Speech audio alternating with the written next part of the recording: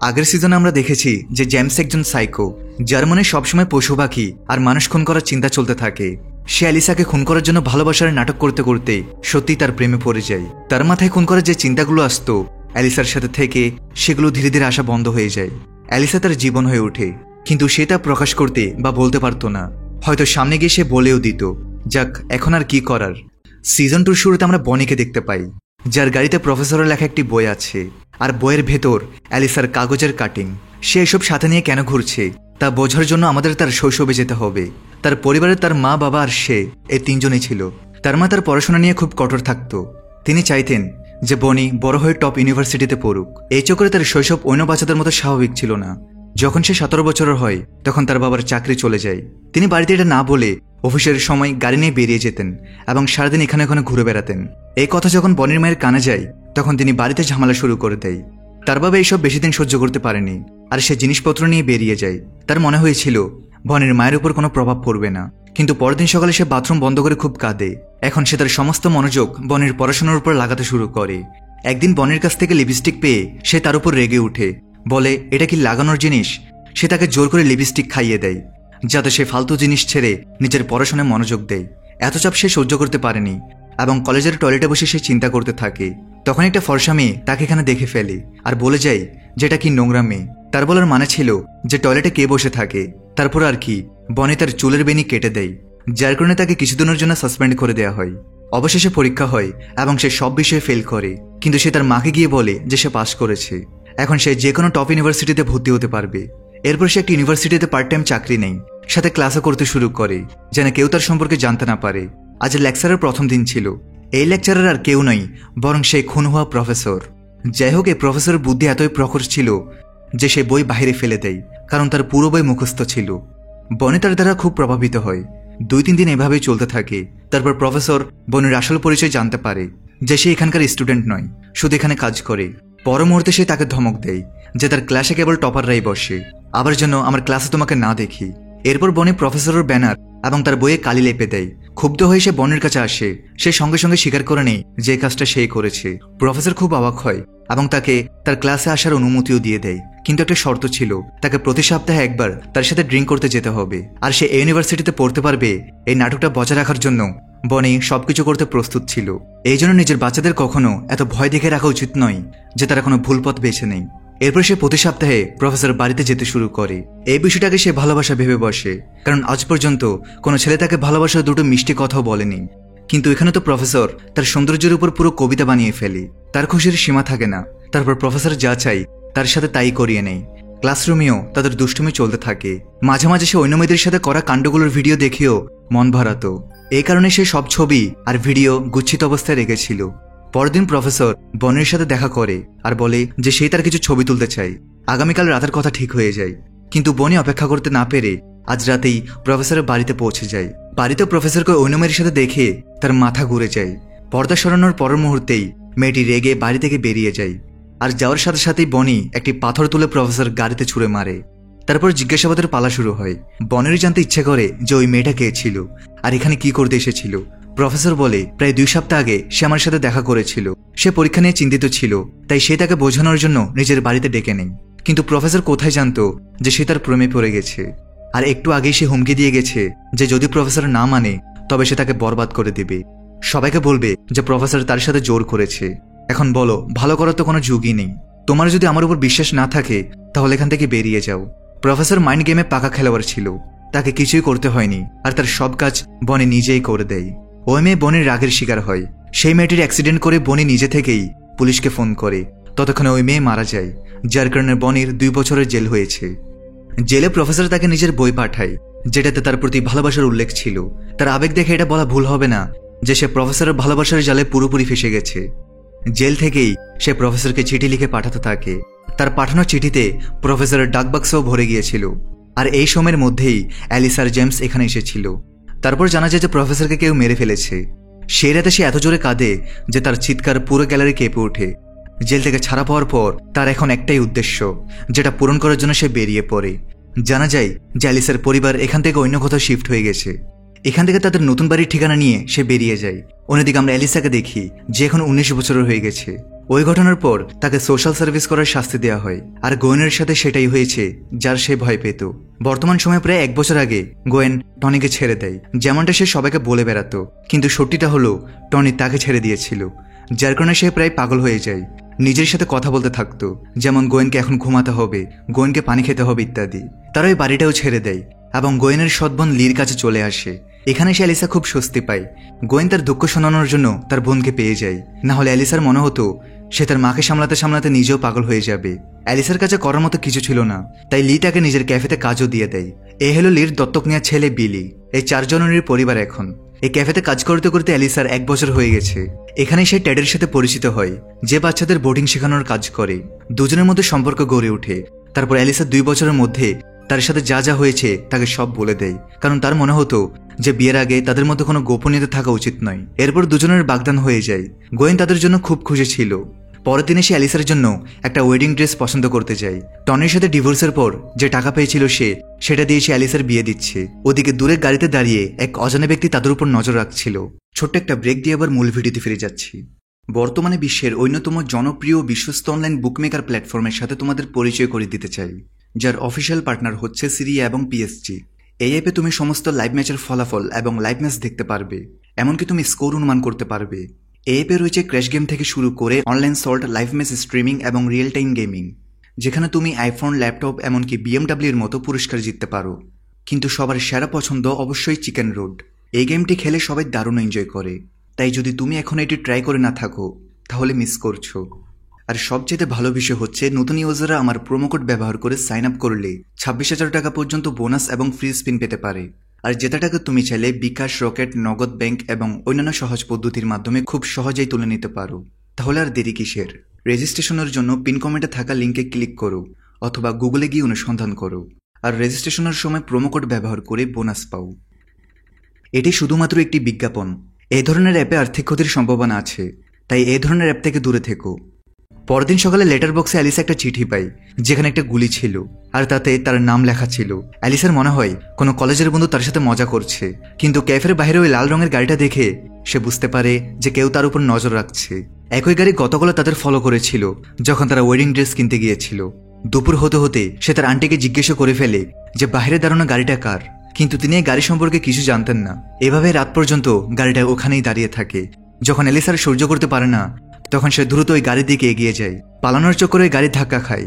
জানা যায় সে ছিল জেমস, যাকে দেখে সে হতবাক হয়ে যায়। আসলে হয়েছিল এটা যে 2 বছর আগে জেমসকে গুলি লাগার পর তাকে হসপিটালে নিয়ে যাওয়া হয়। সে বেঁচে তো যায়, তবে না বাঁচার মতোই। ডাক্তারদের অনুমান ছিল যে তার ঠিক হতে অনেক সময় লাগবে, তারপরে সে হয়তো হাঁটতে পারবে না। তাকে পুলিশের নজরে রাখা হয়।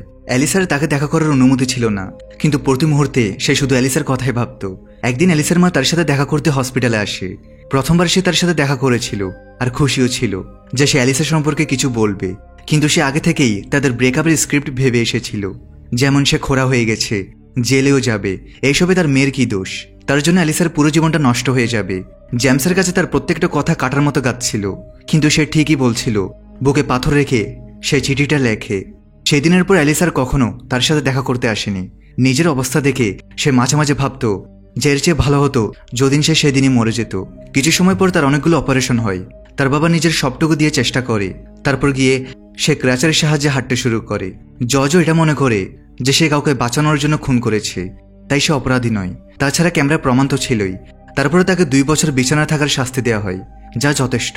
এরপর তার বাবা একটা সেকেন্ড হ্যান্ড গাড়ি কিনে। আর যখন জেমসের গুলি লাগে সেই সময় থেকে তার বাবা একটা অনলাইন প্যারেন্টিং কোর্স জয়েন করে।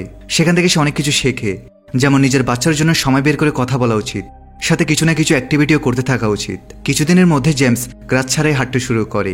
একদিন তারা বোলিং খেলতে যায়, যেখানে জেমসের বাবার হঠাৎ হার্ট অ্যাটাকে মৃত্যু হয়, যার ফলে সে পুরোপুরি ভেঙে পড়ে। এরপর সে নিজের বাড়িতে আর কখনো পা রাখেনি, কারণ ঋণ শোধ করার টাকা তার কাছে ছিল না। তার বাবার গাড়িটাই তার জন্য ঘর হয়ে ওঠে। একদিন সে ওই চিঠিটা পায়, যেটার ভেতরে একটা গুলিতে তার নাম লেখা ছিল। ভয় পাওয়ার বদলে সে এভাবে খুশি হয় যে এ বাহানায় সে অ্যালিসার সাথে দেখা করতে পারবে। পরের মুহূর্তেই সে তার খোঁজ খবর নিতে বেরিয়ে পড়ে। জানা যায় যে অ্যালিসা 1 বছর আগে এখান থেকে চলে গেছে। ঠিকানা নিয়ে সেই সোজা লির ক্যাফেতে পৌঁছায়। অ্যালিসাকে সামনে দেখে সে খুব খুশি ছিল, তার আনন্দের সীমা ছিল না। তখনই তাকে অন্য কারোর সাথে দেখে সে থমকে যায়। পেছনে সরে আসে সে, এবং সেই দিন থেকে সে তার উপর নজর রাখতে শুরু করে। অ্যালিসার সাথে সাথে জিজ্ঞেস করে, এখানে কি করতে এসেছো? তার কাছে তো অজুহাত ছিলই। অ্যালিসাও জানায় যে এইরকম গুলি তার কাছেও এসেছে, হয়তো তার কোনো কলেজের বন্ধু তার সাথে মজা করছে। বাইরে থেকে অ্যালিসা দেখানোর চেষ্টা করতে থাকে যে জেমসের এখানে আসাই সে একদমই খুশি নয়, কিন্তু ভেতরে তার মনে অন্য কিছু চলছিল। কাল তার বিয়ে, তার এখানে আসা উচিত হয়নি, এটাও সে জানায়।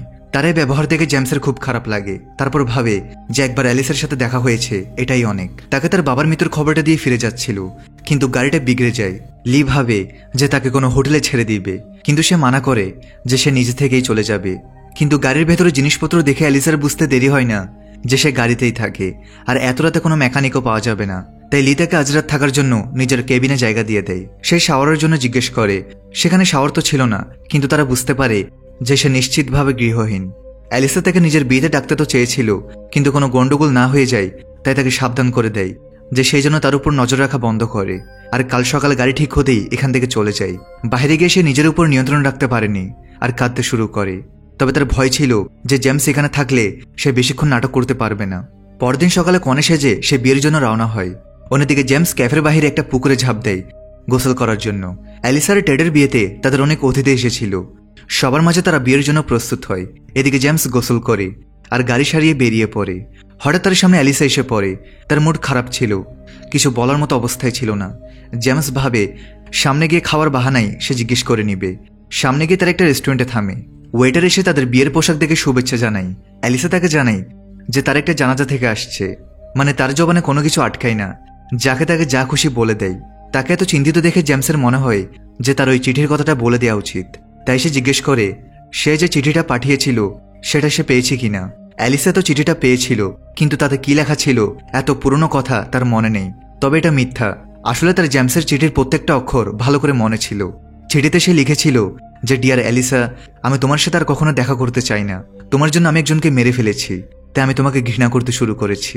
তোমার মনে আমার জন্য যে ফিলিংস আছে, আমার মনে তোমার জন্য সেরকম কিছুই নেই, তাই প্লিজ আমাকে একা ছেড়ে দাও। চিঠির কথা মনে করে সে এতটাই রেগে যায় যে ফিরে যাওয়ার জন্য জেদ করতে থাকে। তার বিয়ে হয়ে গেছে আর সে জানে না যে সে এখানে জেমসের সাথে কি করছে। এরই মাঝে তাদের গাড়িটা টো করে নিয়ে যাওয়া হয়। জেমস কাঁদতে শুরু করে, কারণ তাদের তার বাবার অস্থি ছিল। ছোট ছোট তারা সেখানে পৌঁছায়, কিন্তু তারা গাড়ি তখনই পাবে যখন ফাইন ভরবে। তারা নো পার্কিং জোনে গাড়ি পার্ক করেছিল। অ্যালিসা অনুরোধ করতে থাকে যে এইমাত্র তাদের বিয়ে হয়েছে, তারা হানিমুনে যাচ্ছে। অনেক কাকুতি মিনতি করার পরও ওই ব্যক্তি ফাইন ছাড়া গাড়ি ছাড়তে রাজি হয় না। তাদের অফিস কখন পর্যন্ত খোলা থাকবে জেনে তারা টাকা আনতে চলে যায়, কিন্তু জেমসের কাছে টাকা ছিল না, না অ্যালিসার কাছে। কিন্তু অ্যালিসা কিছু একটা ভেবে রেখেছিল। বাইরে বেরিয়ে তারা 5টা বাজার অপেক্ষা করতে থাকে। ততক্ষণ অ্যালিসা ঘুমিয়ে পড়ে। এখন না তো কখনো না, এটা ভেবে জেমস তাকে আই লাভ ইউ বলার প্র্যাকটিস করতে থাকে।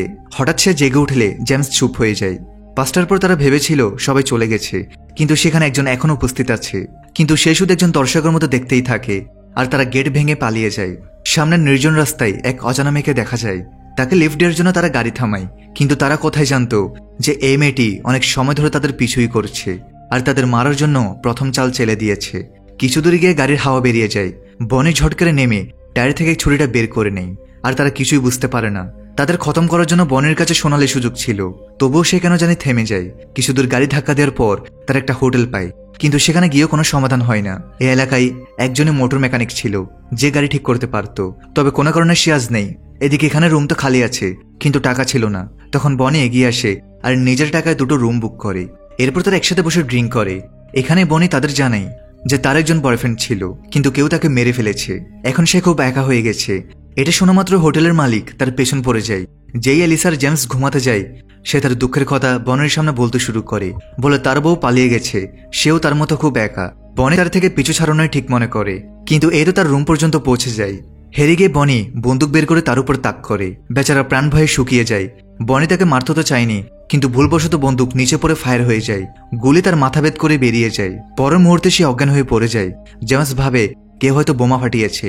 ওদিকে অ্যালিসা বড় দ্বিধায় পড়ে যায়। একদিকে ছিল টেড, যার কাছে চাকরি, বাড়ি, পরিবারের সবকিছু আছে।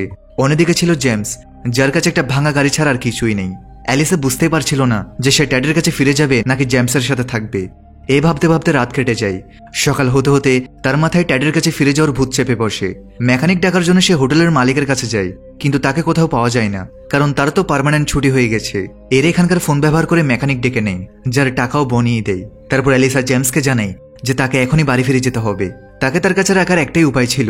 জেমস বলে দেয় যে ওই ব্রেকআপের চিঠিটা তার মা তাকে দিয়ে লিখিয়েছিল যখন সে হসপিটালে ভর্তি ছিল। এটা জানার পরও অ্যালিসার মন বদলায় না, তাই রাগের মাথায় সে বনিকে ছেড়ে অ্যালিসার বাড়ির দিকে রওনা দেয়। বনিকে তো বদলা নিতেই হতো, তাই পরের সন্ধ্যায় সে ড্রেস ফেরত দেওয়ার বাহানায় অ্যালিসার ক্যাফেতে পৌঁছে যায়। তাকে এখানে দেখে অ্যালিসা খুব অবাক হয় যে বনি এখানকার ঠিকানা কিভাবে পেল। যাই হোক, তাকে ওখানে একা ফেলে আসার জন্য সে খুবই লজ্জিত ছিল। তারপর বনির আপ্যায়নের জন্য সে কিছু খাবার আনতে যায়। ওদিকে বনি বন্দুকের কারণে চেয়ারে বসতে পারছিল না। ঘুরে গিয়ে বন্দুকটা যেই বাহিরে বের করে, বাইরে থেকে আসা জেমস তাকে বন্দুক সহ ঢেকে ফেলে। পরের মুহূর্তে সে এমার্জেন্সি কল করে, কিন্তু লাইন কেটে কেটে আসছিল, তাই কিছু বলতে পারে না। কোনোভাবে জানালা দিয়ে ভেতরে ঢুকে। ততক্ষণে বনি বন্দুক দেখিয়ে অ্যালিসাকে ধমকাতে শুরু করেছে। প্রফেসর ক্লাইভ আমার বয়ফ্রেন্ড ছিল, যাকে এরা মেরেছে। তো প্রফেসরকে মারার কারণ কি ছিল? এই প্রশ্নের উত্তর জানার জন্যই বনি তাকে এতদিন বাঁচিয়ে রেখেছিল। জেমসও হাতে ছুরি নিয়ে সেখানে লুকিয়ে তাদের কথা শুনতে থাকে। অ্যালিসা মনে মনে মেনে নেয় যে আজ সে মরতে চলেছে, আর তারপরে সেই রাতের ঘটনা শোনাতে শুরু করে সে। কিন্তু বনি মানতে রাজি ছিল না যে প্রফেসর চরিত্রহীন লোক ছিল, তার চোখতে সে ফেরেস্তার মতো লোক ছিল। সে অ্যালিসাকে ধমকাতে থাকে যে এখনই এখানে জেমসকে ডাকো। তখনই বাইরে পুলিশের গাড়ি এসে থামে। বনি তাকে ধমকায় যে যদি সে পুলিশকে কিছু বলার চেষ্টা করে তাহলে বন্দুক তার হাতেই আছে। তার সাথে সাথে আজ একজন পুলিশও মরবে। পরের মুহূর্তে পুলিশকর্মী ভেতরে আসে, কারণ এই লোকেশন থেকে কেউ এমার্জেন্সি কল করেছিল। অ্যালিসা জানায় যে এখান থেকে তো কেউ কল করেনি, সবকিছু ঠিক আছে। তবে সে পুলিশ বলে কিছুই ঠিক নেই, এই এলাকায় একজন খুনি ঘুরছে। এখান থেকে 2 ঘন্টার দূরত্বে এক হোটেলের মালিকের খুন হয়েছে। খুনি মালিককে গুলি মেরেছে। অ্যালিসা মনে মনে বুঝতে পারে যে হোটেলে তারা থেমেছিল সেই মালিকেরই কথা হচ্ছে। হয়তো বনি তাকে মেরে ফেলেছে, তাই সে তাদের নিজের রুমের ভেতর আসতে দিচ্ছিল না। অ্যালিসা বিলের উপর হেল্প লিখে পুলিশকে দেয়, কিন্তু সে তো বিল নিতেই রাজি ছিল না। এভাবেই বিল পে করে সে এগোতে থাকে। তখনই তার নজর বনের বন্দুকের উপর পড়ে। তার বুঝতে দেরি হয় না যে অ্যালিসা বিপদে আছে। বাহিরে বের হয়েই সে কন্ট্রোল রুমে যোগাযোগ করে। ওদিকে বনি অ্যালিসার উপর গান পয়েন্ট করে দরজা লক করায়, আর জেমসকে এখানে ডাকার জন্য ধমকাতে থাকে। অ্যালিসা জানায় যে সে ফিরে গেছে। এরই মধ্যে জেমসে ধরা পড়ে যায়। 2টো ছুরি নিয়েও সে সন্তুষ্ট ছিল না, যার ফলে আওয়াজ পেয়ে বনি তাকে ধরে ফেলে। এই জন্যই বলে লোভে পাপ, পাপে মৃত্যু। বনি তাদের দুজনকে একসাথে বসায়, আর তারপর সত্যিটা কি তা জিজ্ঞেস করতে থাকে। কিন্তু যে সত্যিটা সামনে আসে সেটা তো তারা বদলাতে পারে না। হঠাৎ সে দুজনকে মেরে ফেলে। শৈশব থেকে চাপ সহ্য করার কারণে তার মস্তিষ্ক পৌঁছে গিয়েছিল, তাই সে একটু বেশি ওভার থিঙ্কিং করত। সে আসলে তাদের মারেনি, কারণ সে বুঝতে পেরেছিল যে এরা প্রফেসরের সম্পর্কে সত্যি কথাই বলছে। তারপরে তার নিজের কষ্ট তো কোনোভাবে মেটাতে হতো, তাই সে নিজের উপর বন্দুক তাক করে। আর ট্রিগার চাপার আগেই এরা দুজন তার উপরে ঝাঁপিয়ে পড়ে আর বন্দুক কেড়ে নেয়। এটাই হয়, যে কখনো কারো ভালোবাসা পায়নি সে সহজেই কারো কথাই ভুলে যায়, আর মিথ্যা দেখানোকে সত্যি বলে বিশ্বাস করে বসে। সামনের জন তাদের ব্যবহার করতে থাকে, আর তারা বুঝতেই চায় না যে সত্যিটা কি। সবকিছু হারানোর পর শেষে তার উপলব্ধি হয় যে সবই মিথ্যে ছিল। কিছুক্ষণ পর পুলিশও এসে যায়। এরপর তাদের পুরো পরিবারকে পুলিশ স্টেশনে যেতে হয়। বনে নিজের উপর দোষ স্বীকার করে নেয়, তাই তাদের জবানে নিয়ে ছেড়ে দেওয়া হয়। ওই দুর্ঘটনার পর অ্যালিসার মস্তিষ্ক গভীর প্রভাব পড়ে। সে ওই সময়টার মধ্যে আটকে ছিল যখন তখন প্রফেসরের চিন্তা তার মনে ঘুরপাক খেত। হঠাৎ সে এখান থেকে কোথাও গায়েব হয়ে যায়। একটা চিঠি রেখে গিয়েছিল যে আমি একটা কাজে যাচ্ছি, ফিরে আসবো, জেমসের খেয়াল রেখো। কিন্তু সে এমন কেন লিখলো যে জেমসের খেয়াল রেখো? এই কথায় চিন্তিত হয়ে জেমস তাকে সব জায়গায় খুঁজতে থাকে। কোনো ব্রিজ থেকে লাফিয়ে পড়েনি তো? মন না মানায় সে টেডের বাড়িতেও যায়, এটা জেনেও যে সে রেগে গিয়ে তার মুখ ভেঙে দিতে পারে। তবে জানা যায় যে অ্যালিসা এখানেও আসেনি। হঠাৎ তার মনে পড়ে যে সে কোথায় থাকতে পারে। সে ঘন্টার পর ঘন্টা গাড়ি চালিয়ে প্রফেসরের বাড়িতে পৌঁছায়। সে ওখানেই ছিল। আসলে অ্যালিসার নিজের ভয়ের উপর জব্দ পেতে হতো। সে নিজের ভয়ের সাথে লড়াই করছে, ভয়ের মুখোমুখি হয়ে প্রফেসরকে চিরদিনের জন্য মন থেকে বের করে দিচ্ছে। এ আশাতেই সেখানে এসেছিল। তাকে থেকে জেমস বলে ওঠে, আমার মনে হয়েছিল তুমি কিছু করে না বসো। এরপর জেমস তার বাবার অস্থি সেখানে নিয়ে পৌঁছায় যেখানে তার মার বাবা প্রথমবার দেখা করেছিল। তাদের অস্থি বিসর্জন দিয়ে তারা সামনে এগিয়ে চলে। শেষে তার একটা পাহাড়ের উপর বসে সুন্দর সময় কাটাচ্ছিল, যেখানে জেমস বুঝতে পারে অ্যালিসা তাকে এখনো ভালোবাসে, আর তারা নিজেদের জীবনকে নতুনভাবে শুরু করার সিদ্ধান্ত নেয়। আর এইভাবেই এই সিরিজের এখানেই সমাপ্তি ঘটে।